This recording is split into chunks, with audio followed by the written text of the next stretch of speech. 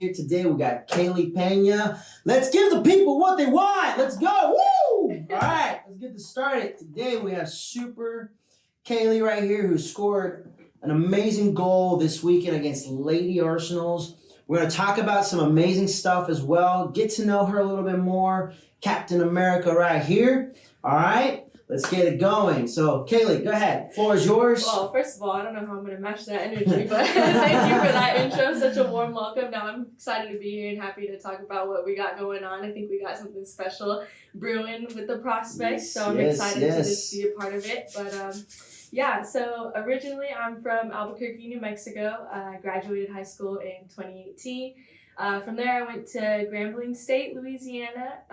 Played there all 4 years. I was a captain and a forward. So from my sophomore year to graduated in 2022, played all 4 years. I was a starter, and I was a first conference all-team selection.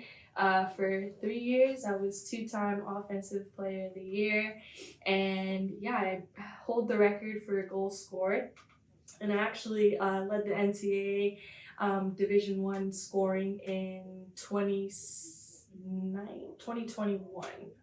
Yeah, 2021. Awesome. So how many goals would you say you scored in your career? So after I graduated from from Grambling State, I transferred to Sam Houston. So after that, I scored 3 goals in my last season. So I was at 46 total. That's awesome. Let's talk a little bit about more your experience at college. I heard that you went from being a player to being a captain to then coaching. Let's talk about that. What that transition was like for you.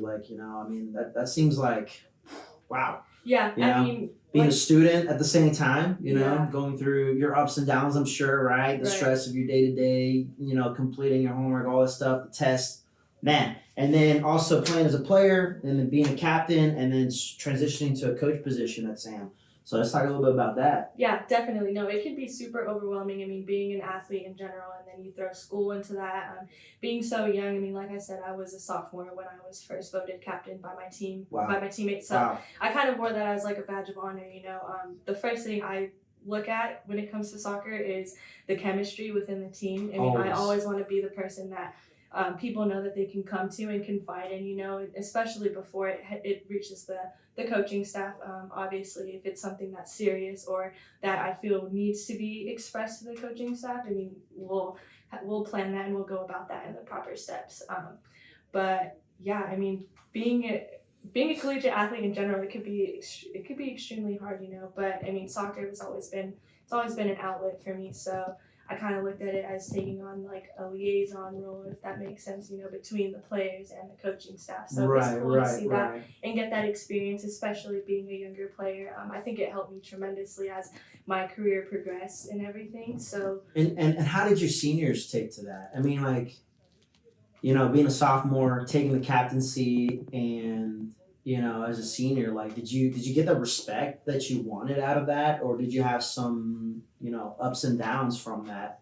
Did you have a little bit of a power struggle in the beginning, or were you able to handle that pretty well? I wouldn't say that, honestly, because when we were voted captains my sophomore year, there was 2 other captains. One of them was another sophomore, so that kind of helped too. And then we also had a senior who was a captain, so there were 3 of us at the time, and we kind of let her take the reins in that aspect. And then when it came to more disciplinary and stuff, things of that nature, but we kind of looked at it as almost like a shadow role, kind of like an internship. Yeah, kind of picking her brains and stuff like that. So that helped us tremendously. I've never felt not respected or taken from a team, so that always helped. Yeah. Okay, cool. So in your role as a player, what positions did you get to experiment with, and I guess what would you say is your favorite?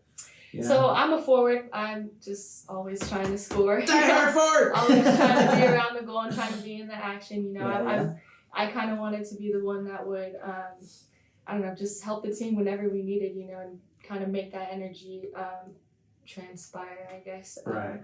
But yeah, I usually play center forward. That's what I played when I was in Louisiana. Then I transferred to Sam and again, was playing the center forward role. And then we found out that I worked a little bit better on the outside and taking players on 1v1. So that was probably my favorite position. Could play a little bit of the 10 center mid role, but I like being closer to the goal for sure. That's awesome. Now, in regards to like the college environment and all that work that you did to get there, for the kids in the youth academy, or at least the girls in the program, that now you playing for the clubs, UPSL, women's division, what's some advice that you would give these young ladies that are aspiring to be where you are today, as a disciplined, dedicated player to the sport, and an inspiration? You're an educated woman. You have a lot going for you. You're smart, you're intellectual. And you put in the time to develop yourself as an individual, right? Yeah. So let's have these girls hear from you, right? A professional in your what you're trying to achieve, right? As not only as a player, but as a in the career, right? Yeah. In the career path. So what it took for you to have the mental discipline, right, to achieve the goals that you're achieving now, right? Because we're living in the now, right? We're not. It's not then. It's still happening, right? Exactly. You're still doing. You're still grinding. You're still working hard. You're still trying to find your way through it, right, in life. So let's have these girls hear you out and what it really took for you to get there. From your humble beginnings in youth academy. Where did you play? Oh, so I played for a club called Rio Vista, and now it's under the ownership of, I believe, Colorado Rapids. So it's called Rio Rapids. Yeah. I played there pretty much until I started playing soccer, until I transferred. I was born in Arizona, and then I moved to Albuquerque when I was like 6 or 7. So from there, I pretty much started playing competitively as soon as I could. Started with Rush. That was one of the major clubs in Albuquerque, still is at the time. Yeah. So Rush has got a big name. Yeah, what I mean? 100%. Like, they're a national brand, global brand. 100%. They got Capelli under the belt. They got, they're making some moves here. Yes, right? So, definitely. you play for a top national club, which, has represented a lot of quality players that have gone to achieve major things. So, already starting off the bat, you started with a very strong club. You've developed under a strong coaching staff. So that's good. Like, UPSL conference manager, he's a Rush owner. Yeah. So, that's great, Yeah, so definitely. So, I think that definitely helped. I mean, obviously being in such a competitive environment from the get-go really helped me tremendously. And then my birthday is in August, so it felt like kind of an interesting time for me. I played up mostly, truly up in my age group, because my age group was a year younger than me. So my graduating class, I was one of the babies, if that makes sense. So in terms of that, I felt like that helped me competitively. But in terms of discipline and advice I would give to younger girls or girls who are wanting to play collegiately, I would say I had an alarm every day when I was in college, and this is gonna sound kind of, I don't know, interesting, I guess, but at 8 o'clock I would have a reminder set, like, what did I do today to make myself better? And that's kind of broad, but the way I look at it, but it makes you think. Yeah, exactly. Am I doing extra reps in the weight room? Am I doing the mental side of things? Am I watching film? Am I watching my film? Am I watching professionals play? Things that I can make myself better.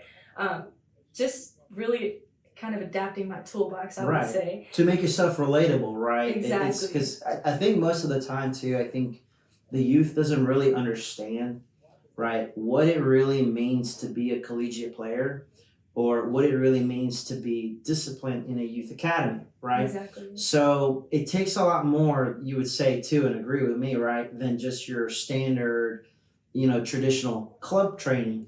Yes. I think even at the college level, you have to transition yourself mentally and apply yourself too, right? The individual training, right? I can't talk about the mental strain, like that it takes on you mentally and physically as well. Always having to meet expectations, not knowing if you're going to start or not, right? Mm-hmm. Because it's based on your performance, based on you being checked in, right, every single game. So, you know, let's dissect that a little more, right? Yeah. I don't think the youth understands. Like, we live in a different time, a different generation where, you know, most of these kids think everything's just handed to them. Oh, 100%. You know, 100%. so like I think it's important for them to understand that, like, yes, things can be handed to you, but you have to work hard for it. You know what I mean? Yeah. Especially the older you get, like your senior year, like, what are we doing? Yes, exactly. And the women's game is progressing so much. I mean, the world in general is progressing so much, right? With everything that we've been giving, all these resources and technology, everything, it goes hand in hand. So I would say the same thing for soccer. I mean, it's progressing so fast. So playing post high school is completely different, whether it's JUCO to the junior college route, you know, D2, D3, D1, any level that you decide to play at, there's going to be players that are just as good as you, if not better, you know. So I know a lot of a lot of players are used to being maybe that star player or the star club player. And then they get that reality clock. Yeah. Watch out. Exactly. You know what I mean? Yeah, it gets to be too real for a lot of players, you know. But again, that's where that mental toughness comes in, that discipline, you know. And then I feel like that's where your passion for the game really comes out, you know, and you get to see who's really into it and who's really about it at the end of the day. Because a lot of people can talk, you know, but can you walk the walk? Can you walk the know? walk? Yeah. It's all about the walk the walk. Yeah. Well, that's great. You know, you have been such an example to our program so far. You know, you're captain for our UPSL women's team as well. That's awesome. You've brought such a huge upgrade to the team morale. From the beginning of the season to when you joined the program, I've noticed that, you know, these girls respect you and they enjoy and love your energy. You know, but let's talk about this weekend's game. You know, like, we play Lady Arsenals this weekend in the UPSL women's program, and then we're going to play them again. So, you know, how do you think we're going to fare this weekend compared to last weekend? But most importantly, how do you think we performed last weekend? You know, what do you think we could have done better? You know, we did come out with a win, but there's always room for growth, right? Yeah, exactly. And I think that we are still a fairly young team. I mean, I'm 23 and I'm the oldest on the team, so that kind of puts things into perspective. You know, this is our first year ever as a program, and a lot of the teams that we're playing they're seasoned, you know, and they have a little bit more experience, especially in this division. So I felt like it kind of showed a little bit in our game, and we still performed well. I mean, we came away with a win, you know. We're never complacent, so we're always trying to, you know, look forward to the next game. But I do feel confident moving forward with this team, especially because, we're so versatile on the team, and we got depth in the bench as well. So all the girls that want to play, they're eager to learn, and they're eager to keep winning, you know. And I'm excited that we got this win under our belt, but we're excited for the next one. I mean, when we played Lady Dragons on that night before, right? I mean, we took the loss. Yeah. Let's be real, right? Yeah. But, you know, compared to that game, you know, and our performance and how we played the day after, I mean, I think it was day and night. 100%. You know, I think mentally, Literally. like, from a coach perspective, we're thinking like, man, are they going to lock in the day after taking that loss? Mm-hmm. You know, what's the response going to be? Did we travel this far to just come and lose both games or not? You know, and I think you guys showed really that defeat really affected you. You know, Lady Dragons has got a great program, great group of girls, but, you know, we felt like we could have competed a little bit better with them, right? Oh, 100%. So, you know. And we have such a resilient team. That's also what I love about this team is like, we're still young, you know, but we're coachable and we're ready to work. So I love that. And I love the energy that the girls bring to me. Every practice, we're pushing each other. Yeah. We have fun, you know, and we're still building that camaraderie, but at the same time, we're ready to work. So I'm excited about that. And I'm so excited for the direction that this program is headed. So let's talk about this weekend. All right, let's talk about it. Let's talk about it. So how many goals do you think you're going to score this weekend? We'll start with one, you know. We got to get that first one rolling. But that's the thing, too, is that even this weekend, there wasn't one goal scorer. There was multiple people that we had framers all around the goal. I respect that. You see, I respect that. That's the true captaincy in her right there, right?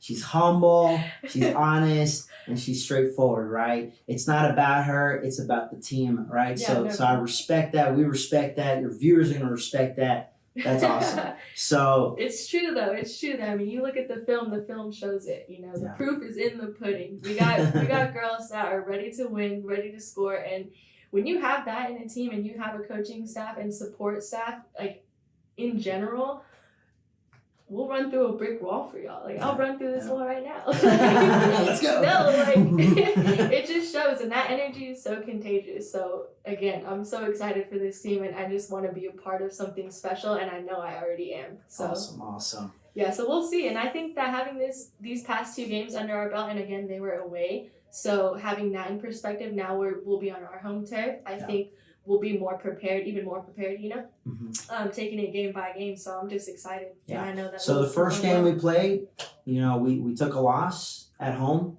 I think everybody felt like that shouldn't have happened. You know, I think we were there, but just not locked in, right? First game of the season, I think everybody was kind of just, you know, nervous. So what do you think is going to happen this weekend at home? You think that the team's going to lock in? You think the girls are going to do their due diligence? You know, I mean, stadium seemed pretty packed the first time around. I think we're going to get a lot more support this weekend as well. Nice. So it's like, you know, like, yeah. So like, what are we going to do about it? You know, how you think we're gonna come with energy? We're going to come with flow? Definitely. You know, because I mean, these girls are coming. I don't think they're going to drive all the way to Houston to lose. Yeah, you know what I mean? They're going to come with a different mentality. You know, one thing's to lose at home. They go home, they're down the street. But to drive 4.5 hours and come and lose, exactly. You know, I think they're gonna be locked in. Yeah, 100%. And so, I mean, even when we played them this past weekend, we never underestimate any team we play. You know, so this week I'm excited because I know we've brought a lot of energy to practice, and we've been working on things that we know we need to work on, things that we saw in the past weekend that could have been better. You know, so I'm excited about that part and excited to see how we implement that when it comes to game time, right? So I'm definitely excited for the crowd, and I hope there's gonna be a lot of people out there. I hope so too. This, pull up Willis High School. That's where we're playing. Free entrance. Let's go. We got I think we got a good thing coming, so I'm excited for that, and I know that we'll do well. I know the girls will bring energy.